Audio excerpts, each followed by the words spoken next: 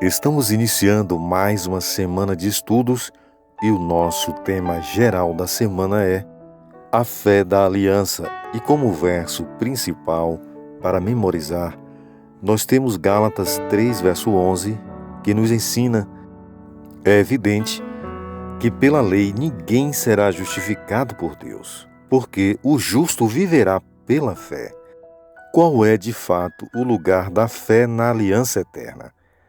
A aliança eterna é um compromisso de Deus de nos conceder a salvação, restaurando assim a relação com Ele, a relação que perdemos lá no Éden.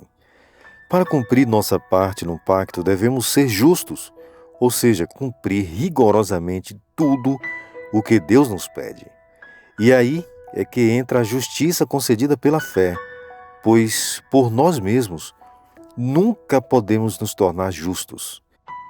Para melhor compreensão do nosso assunto, nós dividimos em 4 sessões. Na primeira sessão, falaremos sobre a salvação é apenas pela fé. Na segunda sessão, traremos o custo da salvação. Na terceira sessão, justiça imputada pela fé. E na quarta sessão, benefícios da fé. Quais são, de fato, as reflexões que podemos fazer sobre o Calvário? A salvação é apenas pela fé. Em João 3,16, nós vimos que Deus amou o mundo de tal maneira que deu o seu único Filho para que todo aquele que nele crê não pereça, mas tenha a vida eterna. Aqui aprendemos que a cruz é o centro da aliança eterna.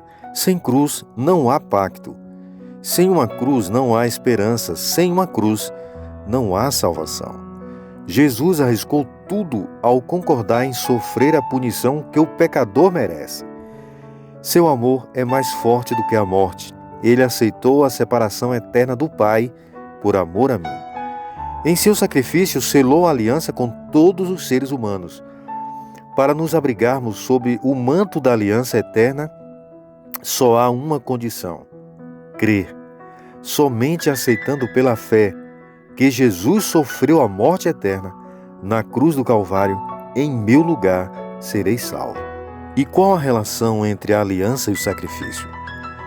Qual foi o custo da salvação?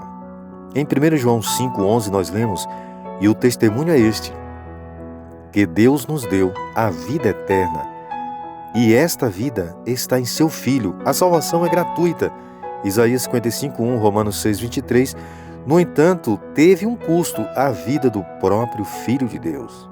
Jesus nos resgatou da escravidão do pecado e da morte, derramando voluntariamente seu precioso sangue no Calvário. 1 Pedro 1, verso 18 a 19. Jesus é o único que tem vida em si mesmo. João 1,4 e 5,26.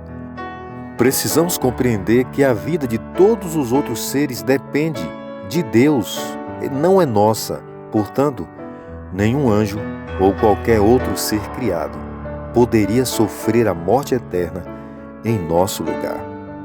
A exemplo disso, a fé do patriarca Abraão é um exemplo para todos nós.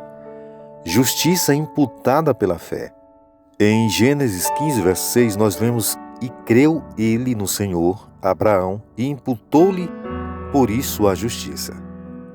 Este texto é usado 2 vezes por Paulo e uma vez por Tiago como exemplo de salvação pela fé. Romanos 4,3 e Gálatas 3,6 e Tiago 2,23. Na verdade, Abraão creu no incrível, confiou plenamente na promessa de Deus de ter um filho, mesmo que isso fosse fisicamente impossível. Hebreus 11 e 12.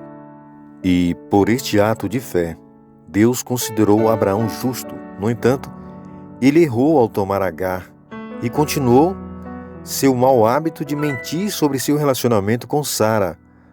Gênesis 16, 4, 25. Isso nos mostra que a justiça não estava em Abraão, mas a justiça foi dada por Deus, ofertada por Deus. E como é possível que Deus tenha considerado justo quando, na verdade, ele não era? A Bíblia nos ensina claramente que essa justiça foi imputada.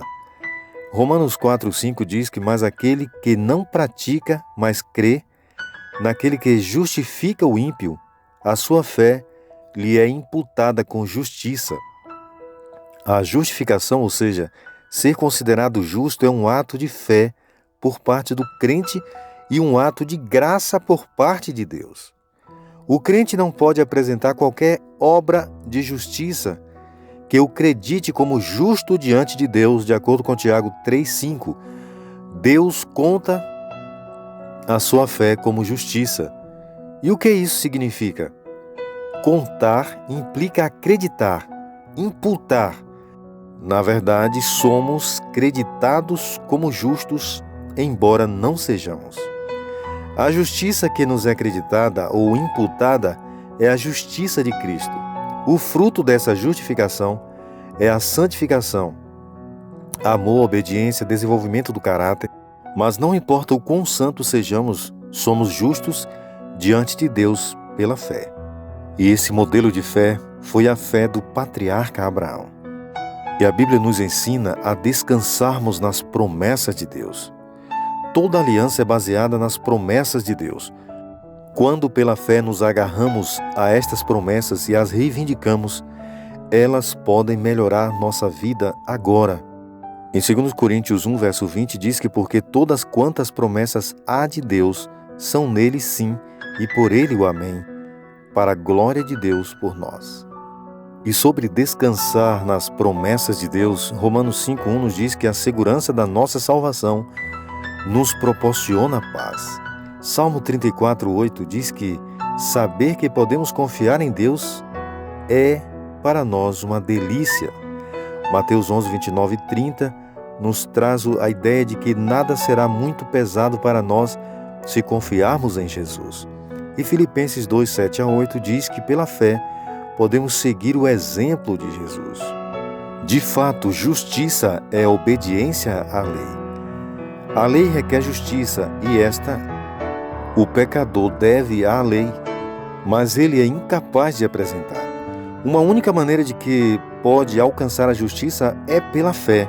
Pela fé pode ele apresentar a Deus os méritos de Cristo e o Senhor lança a obediência de seu Filho a crédito deste pecador.